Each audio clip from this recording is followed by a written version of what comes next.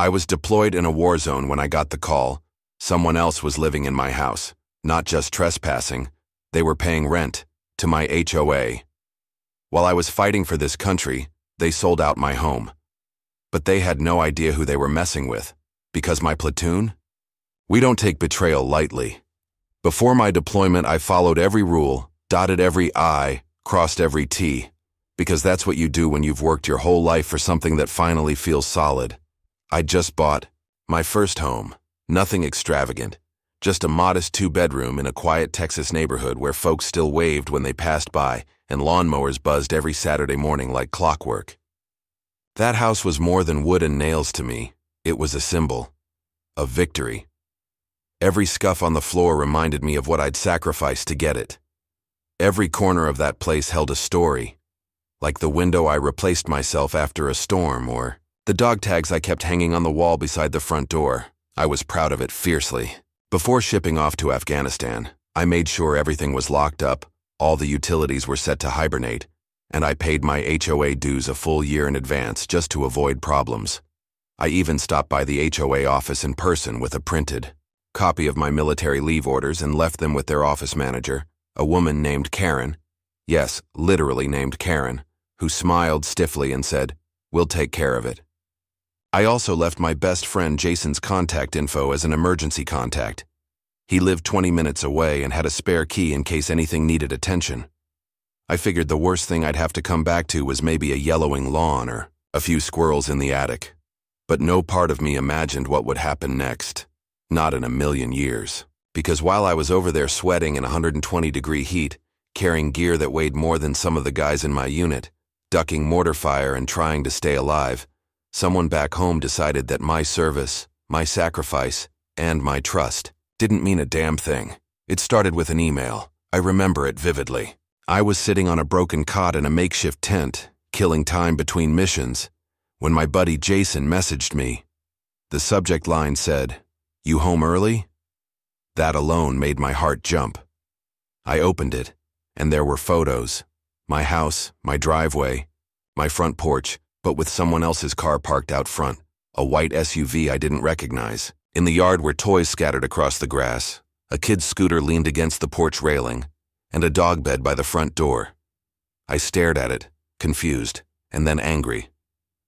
I immediately called Jason, who said he drove by to check on the place like he always did once a month and was shocked to find people living there.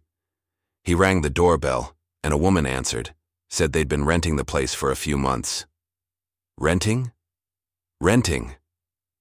I called the HOA office even though it was midnight local time for me and left a message. The next day, I got an email back from Karen. No apology. No explanation.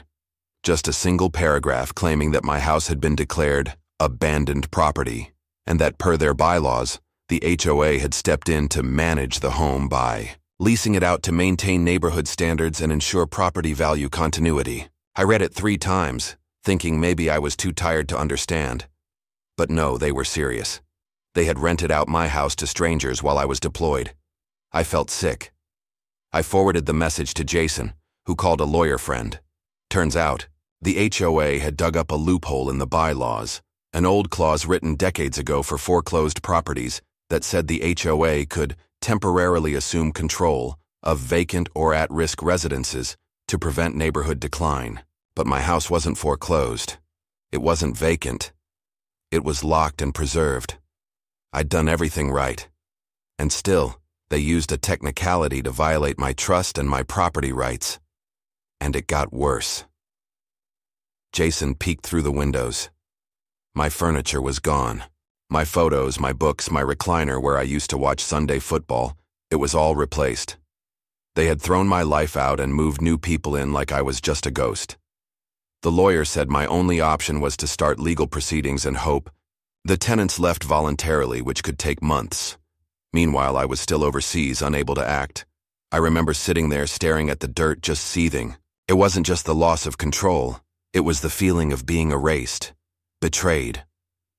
While I was out there putting everything on the line for my country, the people I trusted back home were cashing in on my absence. My blood boiled. Then I told my platoon what happened. I didn't mean to. It just slipped out one night at the mess tent. But once they heard, they rallied around me like brothers do. Wait, they did what? One guy said, slamming his fork down. Another looked me in the eye and said, that's not just wrong, that's theft. What happened next wasn't official. Let's just say some of the guys had leave approved at the same time I did, and they decided to spend it in Texas. We called it a welcome home project. But trust me, it was more like a tactical intervention. And by the way, if this story's making your blood boil too, don't forget to like this video, subscribe to the channel, and hit the bell so you never miss the next chapter, because this story's just getting started. Anyway, when we got home, the first thing we did was drive straight to the house. I remember pulling up and just sitting there in stunned silence. My house looked unfamiliar, like it had been scrubbed of me. The paint was different. There were flower pots on the porch that weren't mine. A tricycle sat where my grill used to be. I knocked. The woman who answered looked confused, maybe even a little scared. I told her who I was. She didn't believe me. I showed her my ID. She said, but the leasing office said the owner was gone. We signed a year lease. I didn't blame her. She was just a mom with 2 kids trying to make ends meet. The real enemy was still behind a desk at that HOA office. We left peacefully that day, but what followed was a storm the HOA never saw coming. My lawyer filed an emergency injunction. My friends helped me get local news involved. We showed photos. We showed the emails. And then something incredible happened. The story went viral. People across the country saw what happened and were furious. Veterans groups got involved. Donations poured in to cover legal fees. And suddenly, the HOA board, who once ignored my emails, were now begging for meetings and trying to clean up the mess. But it was too late. The damage was done. The truth was out. Karen resigned 2 weeks later, citing health reasons. A new board was elected, and the lease was voided under pressure. I got my house back. But when I walked in, it didn't feel like mine anymore. That's the part no one talks about, the emotional aftermath. It felt like someone had stolen a piece of my identity. And as we started putting things back, painting walls, replacing furniture, recovering whatever was salvageable, I realized something deeper. It wasn't just about a house. It was about dignity, about being seen, about not letting the powerful trample the quiet, law-abiding, hard-working folks who believe in doing things the right way. And just when I thought it was over, just when I thought justice had finally been served, I got a letter in the mail, no return address, just a single sheet of paper with one sentence typed on it. You think this is finished? If you want to know what happened next, trust me, you're going to want to stick around. It was around month 7 into my deployment when I opened an email that made my stomach twist like I'd just taken enemy fire. The subject line from my old buddy Jason back home read, "Dude, are you renting your house now?" Confused, I scrolled down and saw the attachments, 4 photos that stopped my breath cold. My driveway, occupied by 2 unfamiliar vehicles. My porch, no longer mine, with a welcome mat I'd never bought. A bright red tricycle tossed in the yard next to a soccer ball. And right there on the porch, bold as anything, a golden retriever, sprawled out like he'd lived there his whole life. I stared at those pictures, my pulse racing, my fingers gripping the edges of my bunk. My house, my home, was no longer empty. It was lived in, occupied, claimed. I called Jason immediately, the tense weak Wi-Fi crackling as I tried to piece together what in God's name I was looking at. He'd gone by on a whim, just to check on the place like he usually did, and was shocked to see signs of life. He rang the doorbell and a woman answered, confused but polite. She told him they'd been renting it for a few months and that the lease came through the HOA. My HOA. The same HOA I'd paid in full before leaving, the same one I had personally, handed my deployment documents to, along with the emergency contact sheet listing Jason himself. He said he went straight to their office and was met with a brick wall. They claimed the property had been abandoned, a term I couldn't even wrap my head around. Abandoned? I was deployed, not dead, not lost, not missing, serving my country. wearing the uniform. And they had the audacity to tell Jason that due to a little-known clause buried in their charter, they had the authority to lease properties deemed at risk or unmaintained to fund neighborhood upkeep projects. They said the rent from my home was going into landscaping contracts and security upgrades. So while I was out there in the sand and smoke, getting shot at, the HOA was turning a profit off my sacrifice. My blood boiled. I felt humiliated, violated, and helpless all at once. I sent an email demanding answers, attaching all my documents again, deployment orders, payment records, even photos of the house before I left. The reply from Karen, the office manager, was short and dismissive. She said the board had voted unanimously, citing inactivity and lack of response. My response? I was dodging mortars. Sorry if I didn't reply to their newsletter about the new hedge trimmers. I called Jason again, and that's when he told me the worst part.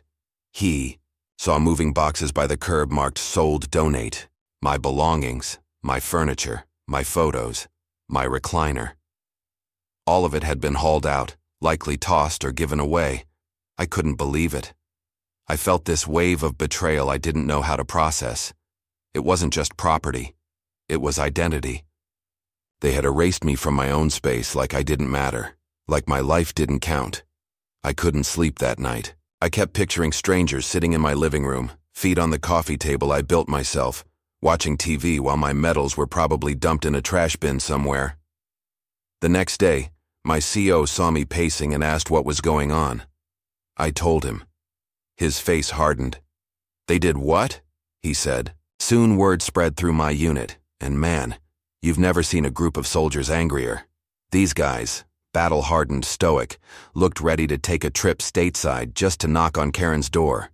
A few of them even offered to fly back with me when my leave came up just to help settle the matter. I can't describe how much that meant. We're more than a unit. We're brothers. And when one of us gets betrayed, we all feel it. And if you're feeling this too, if this makes your jaw clench like it did mine, do me a solid and smash that like button, subscribe to the channel, and turn on the bell notification to all so you don't miss the rest of this fight. Because believe me, it's far from over. Now legal options were limited. From over there, I could only coordinate through email and a spotty phone connection. My lawyer, who was thankfully a vet himself, told me the HOA was walking a fine line. But they had cover, just enough to drag things out. He said we'd need a court order to even begin reversing the lease, and even then, the tenants were protected under rental laws. That meant weeks, months of fighting just to step foot on my own property. Meanwhile, these strangers were living their lives on my dime. I had no photos, no place to come back to that still felt like mine. That feeling of powerlessness, it ate me alive. And just when I thought it couldn't get worse, I got another email. This time from a neighbor who had no idea what was going on. She said, "I thought you sold the place. The HOA told us you wouldn't be coming back." That was it. That was the moment it all clicked. They weren't just keeping it warm. They were erasing me, replacing me. And if I didn't fight back, they'd succeed. So I started documenting everything. Every email, every voicemail, every photo Jason sent. I started contacting local news, tagging veteran groups, filing complaints with military support agencies. And then, one night, out of the blue, I got an anonymous message from someone who claimed to work in the HOA office. No name, just a burner Gmail. They wrote, "This isn't the first time they've done this. Check property 17B, same story." My hands went cold. This was a pattern. A quiet scheme targeting homes left vacant by deployments, long hospital stays, or elderly owners with no close family. They'd sweep in, declare it abandoned, and lease it out under the radar for community maintenance funding. Scam hiding under the banner of neighborhood improvement. I forwarded it all to my lawyer, and suddenly, things moved faster. A judge granted an emergency injunction. The press caught wind. Veteran groups amplified it. The HOA went from cocky to panicked in 48 hours. But just when I thought we were about to win, when it felt like the truth had finally outrun the lies, I got a call that froze me where I stood. Jason said someone had broken into his place. Nothing stolen, just a message left on his counter. Stay out of it. No name, no prints. Just a printed sheet of paper, same font as that anonymous email. This wasn't just about rent anymore. Someone was covering tracks. And if you think this story ends with just a court order and a slap on the wrist, think again. Because what we uncovered next, not just about my home, but the whole HOA board, changed everything. You're not going to believe what we found. Make sure you're subscribed with notifications turned on. I called the HOA president at 3 a.m. from the middle of a tent under a flickering fluorescent bulb, sand crusted on my boots, the smell of diesel still in my nose from our last patrol. I didn't care about the time difference. Sleep had stopped. Mattering the moment I realized my home, my one place of peace in the world, had been hijacked. Her voice on the other end of the line was calm, even chipper, like I'd just interrupted her chamomile tea instead of confronting her with one of the most infuriating violations of personal dignity I'd ever experienced. She said, "You really should have read the bylaws more carefully." That smugness, that tone of polite venom told me everything. This wasn't a mistake. This was a system, polished and insulated with legal armor, carefully constructed to grind down anyone without the time or resources to fight back. I asked her if she knew I was deployed. Her response, "We can't be expected to monitor the status of every homeowner. If the property appears abandoned, we act in the community's best interest." Best interest? Since when does repainting, my walls, replacing my furniture, and collecting rent from strangers serve the best interest of me? The actual homeowner? But she kept it cold and clean. Legalese like due diligence, community charter, temporary stewardship. It was bureaucratic poison, and she knew exactly what she was doing. I hung up the call shaking with rage. Not just because she didn't care, but because she was confident nothing would happen to her. Meanwhile, Jason had driven by again, and what he saw nearly broke me. The front door had a new coat of paint. Blue, not the red I'd carefully picked out with my mom back when we first fixed up the place. There was a new fence in the backyard. The porch light had been replaced. The furniture I'd left behind, gone. In its place, cheap particle board pieces that screamed IKEA on a budget. The tenants, total strangers, were living like it was their forever home. They'd brought in a trampoline, a barbecue grill, a mailbox with their name taped to it. Every little detail chipped away at my sense of ownership. This was no longer just about a lease. It was an erasure. And when Jason peeked through a window and told me the photos of my parents were gone, when he said the wall where my dad's medals used to hang was now covered in elementary school artwork, I felt something inside me twist and snap. That home wasn't just wood and drywall. It held the memory of my late dog whose collar still hung by the back door. It held the last recorded voicemail from my mom before her stroke. It held the recliner where my dad used to fall asleep watching football after double shifts. I'd spent every deployment dreaming about going back to that place. And now, it was unrecognizable. I contacted military legal assistance, but bureaucracy moved slower than molasses in January. Forms, referrals. "We'll get back to you." Meanwhile, the HOA continued collecting rent and stonewalling every attempt at a real answer. The tenants refused to leave. And the deeper I dug, the more it became clear. They thought I'd never come back. They thought I'd just accept it. But that's when my platoon found out. We'd just come off a particularly long and brutal patrol when one of the guys saw me staring at the wall of our tent, fists clenched, knuckles white. He asked what was wrong. I told him everything. I didn't even finish before he stood up and said, "We're not letting this slide." One by one, the others backed me up. These weren't just soldiers, they were brothers. Men who'd carried me through sandstorms and firefights weren't about to let a corrupt HOA steal my home. "When's your leave?" someone asked. I told them, 2 months. "Then we've got time to plan," they said. That was the turning point. We didn't just get angry, we got organized. They started pulling strings, reaching out to military legal contacts, and even tapping into networks of veterans who'd dealt with crooked HOAs before. One of the guys, Hernandez, had a cousin who was a lawyer. Another had a buddy in local law enforcement back in Texas who agreed to keep an eye on the situation unofficially. Suddenly, I wasn't fighting alone. I had a battalion of believers behind me. And here's where I need your help too. If you're as fired up about this as we are, do me a favor and hit that like button, subscribe to the channel and turn on the bell notification to all, because this fight is about to take a wild turn, and you won't want to miss what happens next. With my leave date approaching, the guys helped me compile a dossier, emails, photos, testimony, everything. We even got a reporter from a local paper interested. The story was spreading. That's when things started to feel dangerous. Jason called again, nervous. He said a man in a black SUV had parked outside his house for nearly an hour, just sitting there. No plates, no movement, just watching. Then his mailbox was vandalized. Coincidence? Maybe, but too perfect to ignore.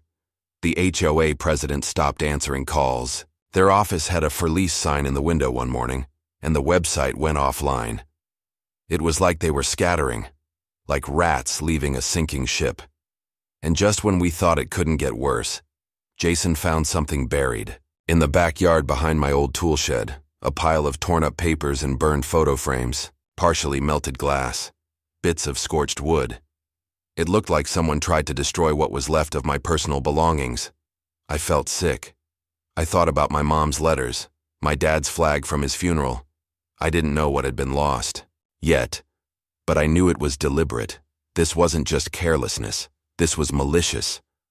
Someone didn't just want my house. They wanted me to disappear from it entirely. And that's when I knew. We weren't dealing with incompetence. We were dealing with something darker. And if you think that's the end of this story, you're dead wrong. Because just before I boarded the flight back to Texas, I got a message from that same anonymous whistleblower inside the HOA. 3 words, no punctuation. You're not safe. I hadn't planned on sharing what was happening with my home, but one evening during chow, when the heat of the day finally settled and the platoon's chatter slowed, the words just slipped out. The guys were like family to me, brothers who had seen the worst of war and still found strength in each other. When I told them about my HOA renting out my house behind my back, the disbelief was immediate. Wait, your HOA stole your house? One of them said, eyes wide. Another shook his head and muttered under his breath, that's not just wrong, that's war. The comment hung in the air, half a joke but loaded with truth. And then something shifted. Instead of pity or empty sympathy, I saw firelight up in their eyes. They weren't about to let me stand alone against this injustice. Our leave was coming up, just 2 weeks, and my commanding officer had already signed off on my flight home. The others didn't have to come, but when I mentioned the situation, they volunteered without hesitation. We're coming with you, Hernandez said flatly. You didn't just fight for this country alone, and we're not going to let some HOA thieves take your home. It was humbling and powerful all at once. These men, who had stared death in the face beside me, now wanted to stand shoulder to shoulder in a different kind of fight, one for justice and dignity. The plan was simple, but bold. Legally, I couldn't just storm the house and kick out the tenants. That would have been reckless and potentially disastrous, but I could document everything. Photos, videos, statements, proof of the illegal lease and unauthorized renovations.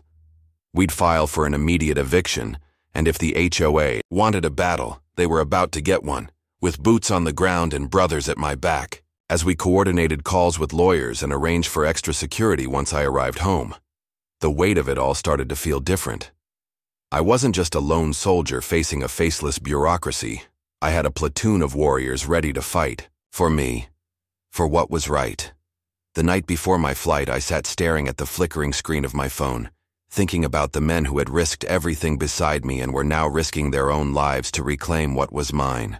I thought about my parents' photos, my dog's collar, the memories that house held, the heart of my family's legacy stolen by greed and betrayal. I thought about how many other veterans might be going through the same thing in silence, powerless against systems designed to push them aside. If you feel that fire burning inside you too, make sure you like this video, subscribe to the channel, and turn on the bell notification to all so you never miss the next chapter of this fight. because what happened next, it changed everything. When we landed in Texas, the scene was worse than I expected.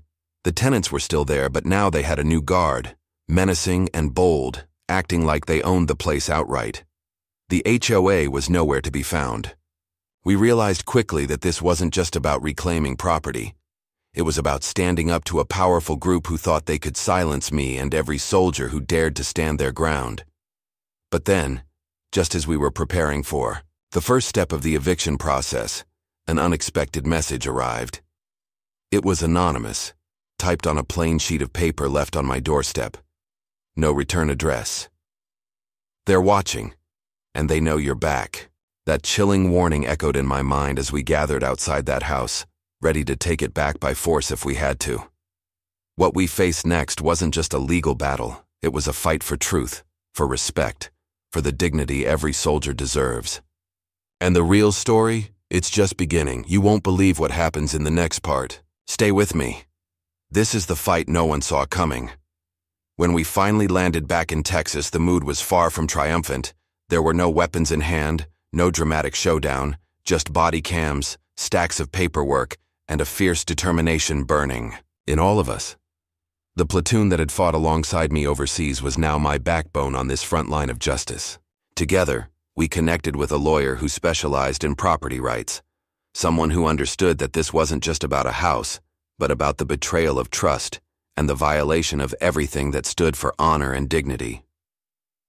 We filed eviction papers against the tenants, not wanting to make their lives hell since they seemed genuinely caught in the middle, unaware of the HOA's shady scheme. But we knew we had to act fast. At the same time, we lodged a formal complaint with the state's real estate board, demanding a full investigation into the HOA's conduct. The HOA tried everything they could to stonewall us, to keep their dirty secrets buried, but the tide turned when we invited local news crews to come film the mess. Once the story hit the headlines, deployed soldiers' home rented without permission by HOA, it spread like wildfire, sparking outrage across the community and beyond. People couldn't believe that the very people entrusted with protecting our neighborhood had betrayed a soldier fighting for the country by renting out his home without consent and pocketing the rent for their own gains. Within days, the tenants packed up and left quietly, eager to avoid the drama they never signed up for, leaving behind a house that was a shadow of what I had left behind. The HOA president, once so calm and smug, resigned under public pressure, and soon after, the entire board was under investigation, with several members found guilty of misconduct and abuse of power. Walking through the door of my home for the first time in months was a punch to the gut. Walls scratched and painted over, furniture swapped out, memories scattered and erased. The old recliner that belonged to my dad was gone, and the photos of my mom had been packed away like they didn't belong there anymore. But standing in that doorway, dust still clinging to my boots from the desert sands, I made a promise to myself. Never again would I be powerless in my own home. With the help of my platoon, who had become family in every sense, we rolled up our sleeves, cleaned, painted, and rebuilt the place, not just fixing the house, but reclaiming my life and legacy. That battered house in Texas became more than just a shelter. It turned into a symbol of loyalty, brotherhood, and resilience, proof that when the system tries to push you down, you fight back, standing tall with truth and strength on your side. If you've ever felt betrayed by those you trusted or powerless against those in control, know this: you are not alone. Justice sometimes moves slowly, but when it arrives, it's worth every battle, every sleepless night, every ounce of courage. If this story has touched you, please like this video, subscribe to the channel, and turn on the bell notification to all so you never miss the next chapter in this fight for dignity and justice. And here's the twist nobody expected. Just as we thought the nightmare was over, a new threat emerged, one that cut deeper and challenged everything we believed about loyalty and betrayal. What happened next will shock you, and it's a story that's just getting started. You won't want to miss it. Thanks for sticking with me through this story. It means a lot. If you believe in standing up for what's right and fighting back against injustice, hit that like button and make sure you subscribe to the channel. Don't forget to ring the bell and set notifications to all so you're the first to see every new episode. We've got more incredible stories coming that you won't want to miss. Until next time, stay strong, stay true, and remember, you're never alone in the fight for justice.